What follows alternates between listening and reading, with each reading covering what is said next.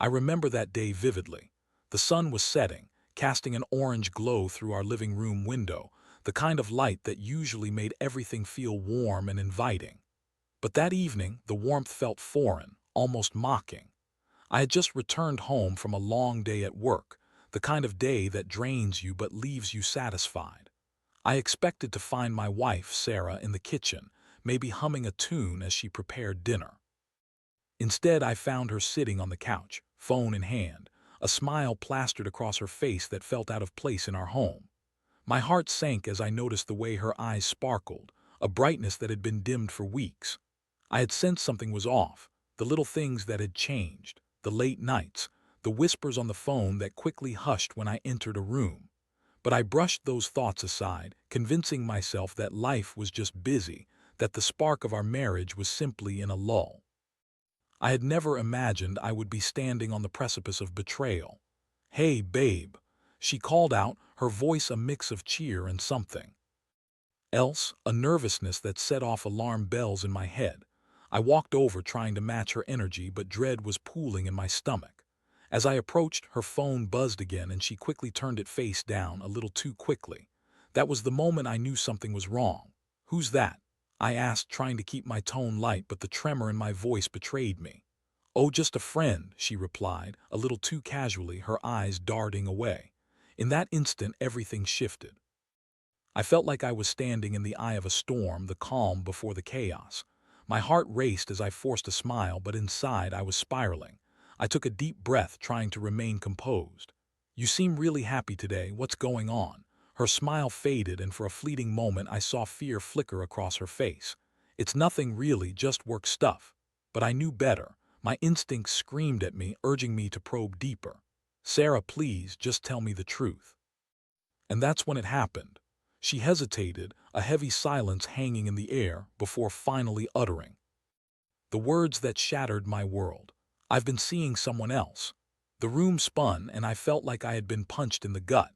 I stood frozen in the doorway, the world around me fading as the truth crashed down like a thunderstorm. I could hardly breathe, my lungs constricted by the weight of her admission. "Who?" I managed to choke out. It's Tyler," she said, her gaze dropping to the floor, the name hanging in the air like a noose. Tyler, the country singer whose songs had filled our home with melodies of love and heartache. The man whose voice had brought us closer, now the very embodiment of my betrayal. I felt a mix of disbelief and rage swell within me. "You're kidding, right? You're really telling me this?" She looked up, tears brimming in her eyes. "I never meant for it to happen, it just happened." "Just happened," I echoed, incredulity lacing my voice. "You think that makes it any better? You think that's an excuse?" The anger surged like a tidal wave, crashing over me, drowning out the initial shock. I wanted to scream, to shake her, and demand answers, but instead I felt a hollow ache settle deep within my chest. The betrayal twisted like a knife, and I was left grappling with the shards of our life together. How could she do this to us? To me? I had given her everything, my heart, my trust, my home. I had built a life with her, and now it felt like it was crumbling to dust. I wanted to rage against her, to lash out and make her feel the pain she had inflicted on me, but I found myself paralyzed, caught in a whirlwind of emotions that threatened to engulf me. As I stood there, the reality of my situation began to sink in. This was not just about Sarah and Tyler. This was about the life we had built together. The dreams we had shared, the laughter, the quiet moments that now felt tainted. I could feel the weight of betrayal pressing down, suffocating me. And then, in the depths of my despair, a flicker of something else emerged, a spark of determination. I would not let this define me. I would not let her betrayal be the end of my story. I would find a way to turn this pain into something powerful, something that would echo the truth of my experience. In that moment, I decided I would write a song that captured not only my heartache but also my journey through this darkness. I was going to channel my pain into art, and in doing so, I would reclaim my voice and my power. The days that followed the revelation were a blur of emotions: anger, sadness, disbelief. I went through the motions of work and life, but my heart was heavy, weighed down by betrayal. I found myself staring at the walls of our home, haunted by memories that felt tainted now. Those moments we had shared, the laughter, the intimacy, were now overshadowed by the reality of her infidelity. I spent countless nights lying awake, the silence of the house amplifying my thoughts. I replayed the moment she confessed over and over in my mind, each time feeling the sharp sting of her words cut deeper. The anger pulsed through my veins, fueling a fire within me that I had never known existed. I felt like a volcano ready to erupt, and I needed an outlet. One night, while sitting on the edge of my bed, I noticed my old guitar propped against the wall, covered in a layer of dust. I hadn't picked it up in years, but something about its presence called out to me. I grabbed it, feeling the familiar weight in my hands. As I strummed a few chords, memories flooded back of late-night jam sessions, of writing silly songs for Sarah, of the joy music had once brought into my life. I sat there for hours, letting my fingers move across the strings, the sound resonating in the empty room. It felt cathartic, a release of pent-up emotions. I closed my eyes and let the music wash over me, trying to capture the whirlwind of feelings swirling inside. I thought about Sarah, about her betrayal, and about the man who had stolen her heart. I was filled with rage, but also a profound sense of loss, the loss of trust, of love, of the life I thought I knew. That night I made a decision. I would write a song. Not just any song, but one that would encapsulate every ounce of pain, anger, and betrayal I felt. A song that would serve as both an anthem of my heartbreak and a declaration of my resilience. The idea of channeling my emotions into lyrics was exhilarating. It felt like a way to take back control over my life. As I began to write, I found myself reflecting on my journey with Sarah. I thought about the dreams we had shared, the plans we made, and how they had all come crashing down. I wanted to express not just the anger I felt, but also the vulnerability that came with heartbreak. I wanted to capture the essence of regret, my regret for trusting her, her regret for betraying me, and the bittersweet realization that love can sometimes lead to pain. The first lines came to me easily, flowing from my heart like a river bursting from its banks. I wrote about the way she had looked at me before, the way her laughter used to fill our home with light, and how it felt to have that light extinguished. I scribbled down words that echoed my pain. You took my heart, you took my trust, left me standing in the dust. As the hours passed, I became lost in the process. The act of creating something from my anguish became a lifeline, a way to navigate the turbulent waters of my emotions. Each line I wrote felt like a step toward healing, a way to transform my heartbreak into something beautiful. I envisioned the melody in my head, a haunting yet powerful tune that would resonate with anyone who had ever felt betrayed. I remembered how much I had loved country music, the storytelling, the raw emotions, the way it could capture life's ups and downs. I wanted to write a song that would not only reflect my experience but also resonate with others who had faced similar heartaches. I wanted it to be relatable, to evoke empathy and understanding, and perhaps even inspire those who were lost in their own struggles. As I finished the first draft, I held the lyrics in my hands, feeling a mixture of pride and vulnerability. The words were raw and honest, a reflection of my heart laid bare. I knew I was tapping into something powerful, something that could reach beyond my personal pain and touch the hearts of others who had experienced betrayal. Now, I just needed to find a way to bring this song to life. I thought about recording it, about how I could share it with the world. But first, I needed to refine the lyrics, to ensure they captured every nuance of my experience. I wanted to strike the right balance between anger and vulnerability, to create a song that was not just about revenge, but also about the journey of healing. The decision to write had ignited a fire within me, a sense of purpose that had been missing in my life for far too long. I was no longer just a man betrayed. I was a man reclaiming his voice, his story, and his power through music. With that thought in mind, I set out to write the next verses, eager to explore the depths of my emotions and create something that would resonate with the world. The next few days were a whirlwind of creativity. I found myself waking up early, eager to pour my thoughts onto the page. My guitar became a constant companion, the strings vibrating with every chord I strummed. I spent hours sitting at the kitchen table, scribbling down lines that poured out of me like a dam bursting, each word a cathartic release of the emotions I had kept bottled up inside. The lyrics began to take shape, and as I wrote, I could feel the anger transforming into something more profound. It wasn't just about the betrayal, it was about the journey of healing and self-discovery. I wanted the song to resonate with anyone who had ever felt the sting of love lost, to encapsulate the feeling of standing alone in the aftermath of heartbreak. I found myself reflecting on the moments that had led to this point, the late-night conversations, the laughter shared over dinner, the dreams we had built together. Each memory was a thread that wove into the fabric of my lyrics. I wrote about the bitterness of betrayal, the confusion of love turned sour, and the haunting echoes of what once was. Now I'm left with shadows in this empty room where laughter used to dance. Now there's only gloom. You took my heart, you took my trust, left me standing here, lost in the dust. These lines flowed easily, capturing the essence of my pain. I could almost hear the melody in my head, a haunting tune that would linger long after the last note faded. But I knew I needed to dig deeper to find the raw vulnerability hidden beneath the anger. I started to explore the feelings of regret that accompanied betrayal.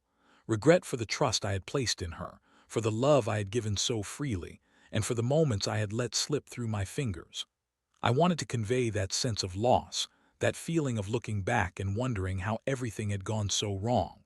Thought we were forever, thought love was enough, but now I'm left here, feeling so rough. You found another while I lost my way, now I'm just a ghost in the life we made. As I crafted these lines, I felt a pang of sadness wash over me. It was a bittersweet realization that love can sometimes lead to heartbreak, and I was grappling with the remnants of a relationship that had once felt so secure. I wanted to express that vulnerability, to show that even in my anger, there was a deep sense of loss. The process was both exhilarating and painful. I found myself crying as I wrote, the emotions spilling out onto the page as I captured the essence of my heartache. I wanted to strike a balance between anger and vulnerability to create a song that was raw and honest, yet still relatable to anyone who had experienced betrayal. Now I'm piecing together the fragments of me, learning to stand strong, learning to be free. You thought you'd break me, thought I'd fall apart, but I'm rising from the ashes, mending my heart. I felt a surge of empowerment as I wrote those lines. It was a reminder that I was not just a victim of betrayal. I was a survivor, reclaiming my strength and my voice. I wanted the song to inspire others who had faced similar heartaches, to show them that healing is possible, even in the darkest of times. As I poured my heart into the lyrics, I began to envision how the song would come to life. I imagined collaborating with musicians, bringing in elements of country music that would enhance the emotional depth of my words. I wanted the instrumentation to complement the lyrics, to create a sound that would resonate with listeners on a profound level. But first, I knew I had to refine the lyrics further. I wanted to make sure that every line carried weight, that every word resonated with authenticity. I began to edit, revising lines and tweaking melodies, searching for the perfect combination of words that would encapsulate my experience. I would often sit in silence, strumming my guitar softly as I pondered the lyrics. I wanted them to tell a story, to capture the essence of my journey from betrayal to empowerment. I envisioned the song reaching people, touching their hearts, and reminding them that they were not alone in their struggles. The creative process became a lifeline for me, a way to navigate the emotional turmoil that had consumed my life. I felt a sense of purpose, a drive to transform my pain into something beautiful. Each lyric I crafted was a step toward healing, a way to reclaim my narrative and share it with the world. As I worked on the song, I often found myself thinking of Tyler, the man who had come between us. I wanted to address him indirectly in the song, to convey the pain he had caused without naming him explicitly. I wanted the listeners to feel the weight of that betrayal, to understand the depth of my emotions without needing to know the full story. Tell me, was it worth it? Was it worth the fight? Did you ever think of me in the dark of night? You took my love and threw it away. Now I'm rising from the ashes, learning to be okay. With each passing day, the song evolved, becoming a reflection of my journey through heartbreak and healing. I knew I was onto something powerful, something that could resonate with others who had faced similar struggles. I was ready to share my story, to let the world hear my voice through the music I was creating. As I finished the final verses, I felt a sense of accomplishment wash over me. I had taken my pain and transformed it into something beautiful, something that could inspire others. I was ready to take the next step in bringing this song to life. With the lyrics finally polished, I felt a rush of excitement mixed with a hint of anxiety as I prepared to record the song. I had never gone through this process before, and the thought of putting my heart on display for others to hear was both thrilling and terrifying. I wanted to make sure that the emotion behind the lyrics came through in every note. I reached out to a local studio that specialized in country music, hoping to find a place where I could capture the sound I envisioned. The moment I walked into the studio, I was struck by the creativity that hung in the air. Guitars lined the walls, and the faint sound of melodies floated through the halls. It was a place where dreams were made, and I was determined to make my mark. The studio owner, Jake, was a seasoned musician with years of experience. He listened intently as I shared my story and the inspiration behind the song. I could see the understanding in his eyes, and it gave me confidence.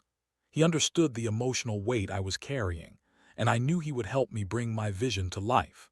As we set up for the recording, I felt a mix of nerves and anticipation.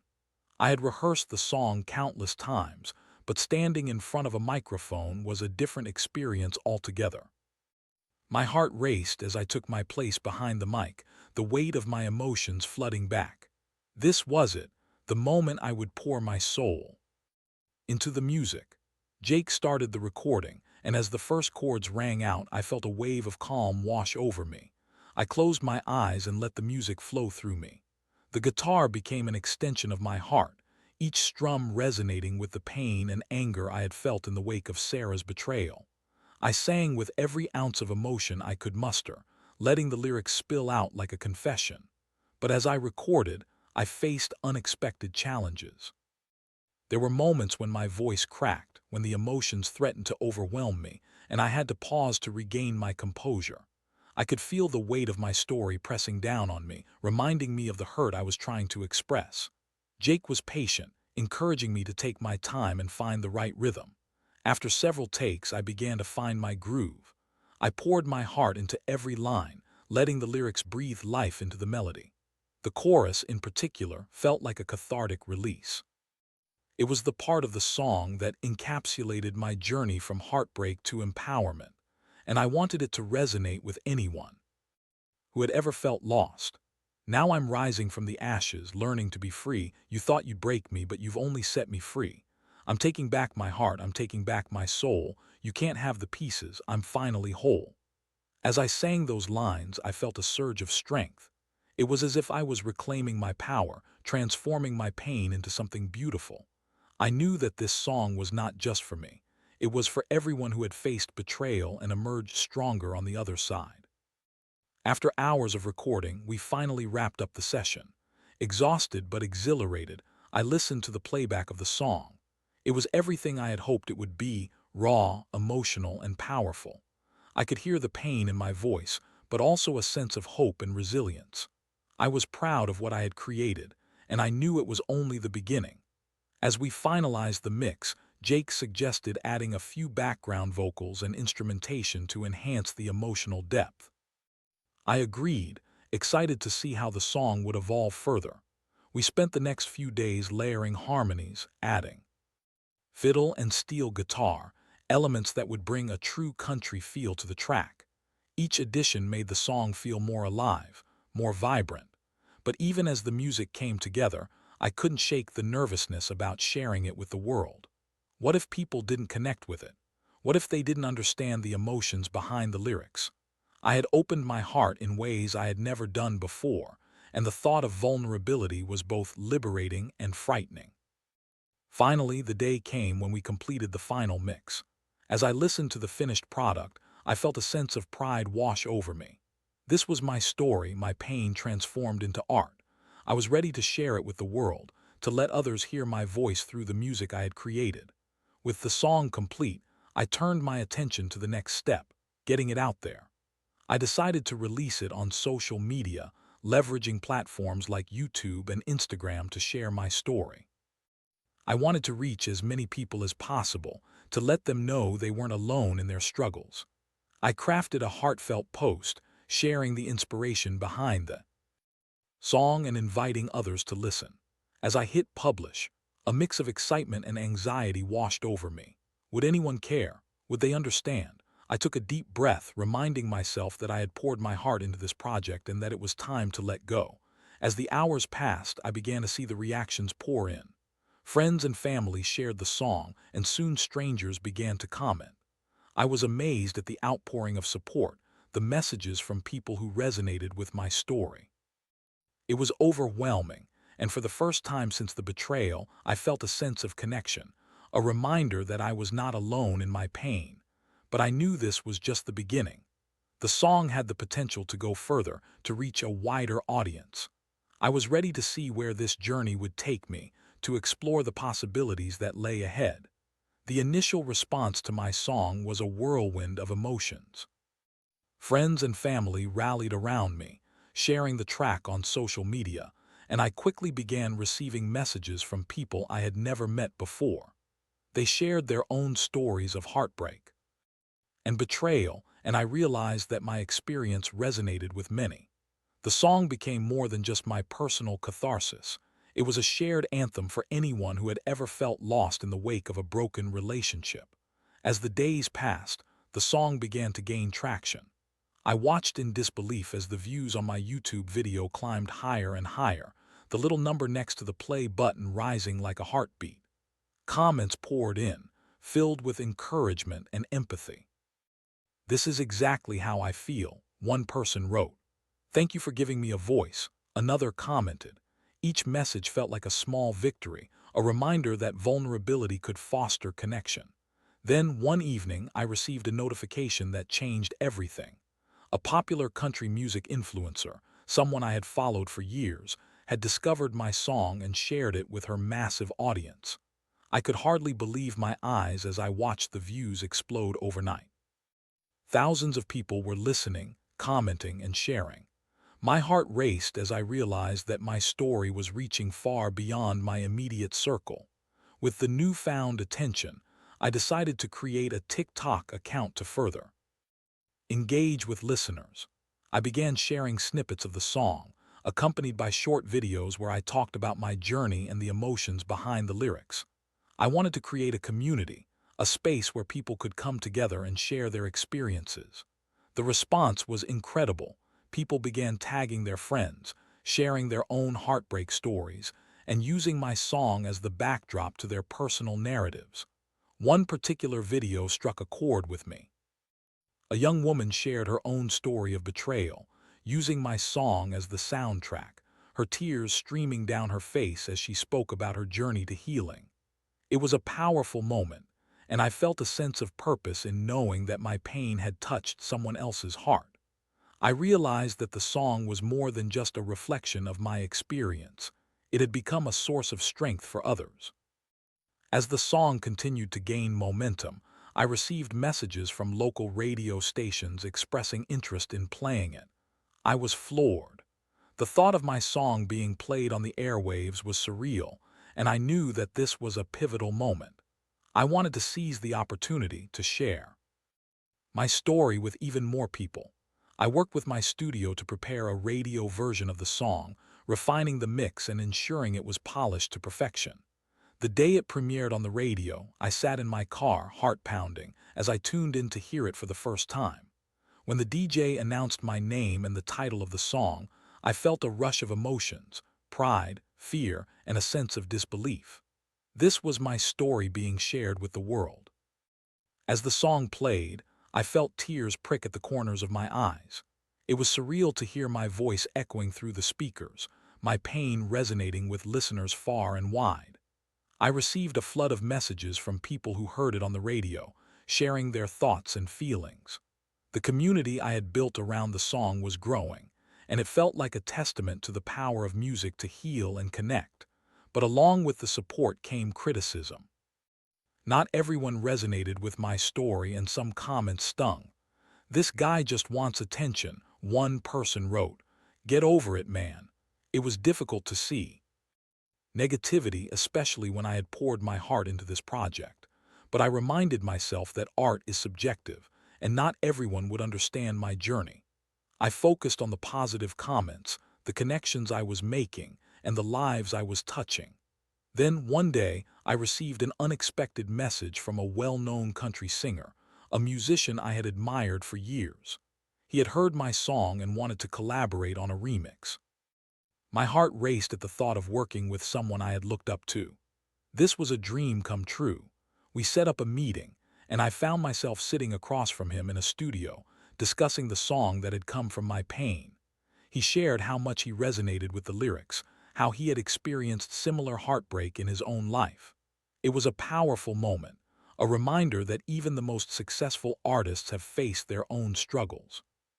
We began brainstorming ideas for the remix, and I felt invigorated by the collaboration. As the remix took shape, I realized that my journey was evolving in ways I had never anticipated. What started as a response to betrayal had blossomed into an opportunity for connection, collaboration, and healing. I was grateful for the support I had received and the community I had built around my music. As the remix neared completion, I couldn't help but feel a sense of pride. My story had resonated with so many, and I was excited to share this new version with the world. I knew that it would bring my message of empowerment and resilience to an even wider audience. The day we released the remix, I felt a mix of excitement and nervousness. I hoped that it would touch even more hearts, that it would inspire others to find their own strength in the face of betrayal. I had come a long way since that fateful day when I discovered Sarah's infidelity. I was no longer just a man defined by heartbreak. I was a storyteller, a musician, and a survivor. As the views on the remix began to climb, I felt a sense of fulfillment wash over me. My pain had transformed into something beautiful and powerful, and I was ready to see where this journey would take me next.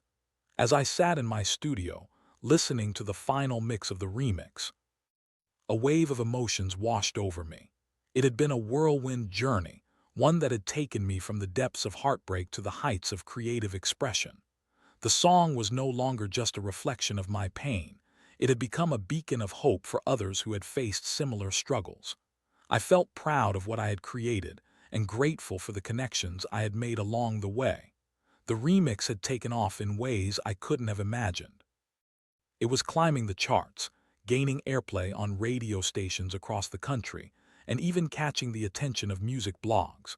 I was flooded with messages from listeners sharing their own stories of betrayal and triumph.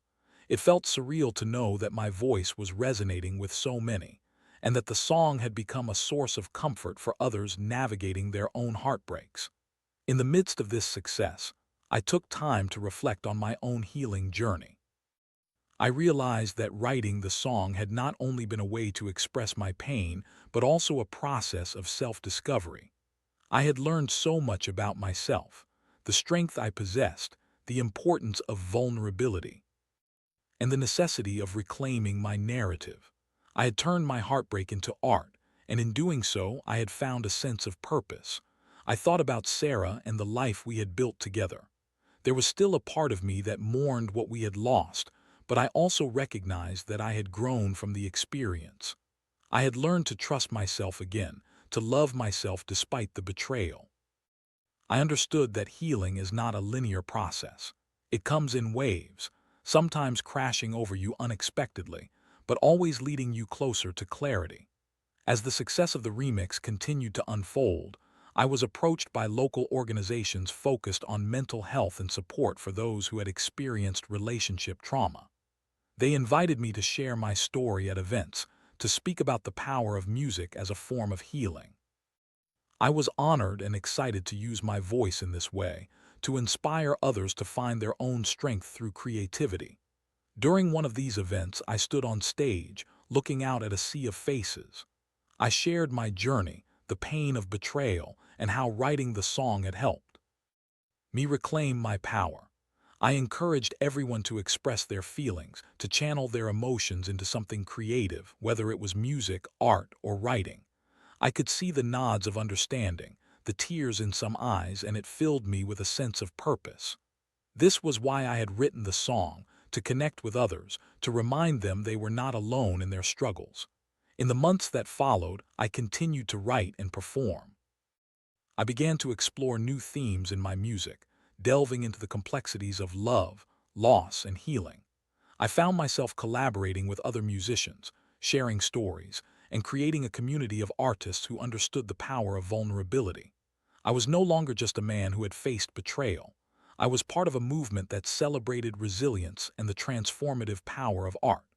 Looking back, I realized that Sarah's infidelity had been a catalyst for change in my life. It had forced me to confront my own feelings, to dig deep into my emotions, and to emerge stronger on the other side. I had turned my heartbreak into a song that resonated with countless others, and in doing so, I had found my voice. As I sat in my studio, I picked up my guitar and began to strum a new melody. I felt a sense of excitement wash over me, knowing that I was still on this creative journey. I had learned to embrace the complexities of life, to find beauty in the pain, and to share my story with the world. The final remix of my song played softly in the background, a reminder of where I had been and how far I had come. I felt a sense of gratitude for the journey, for the lessons learned, and for the connections made along the way.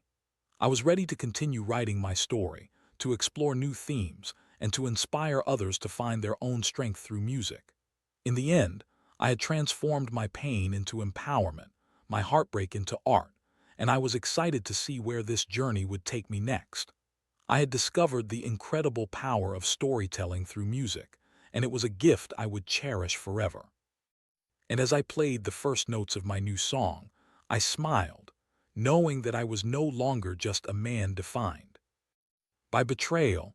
I was a storyteller, a musician, and a beacon of hope for anyone who had ever felt lost in their own journey.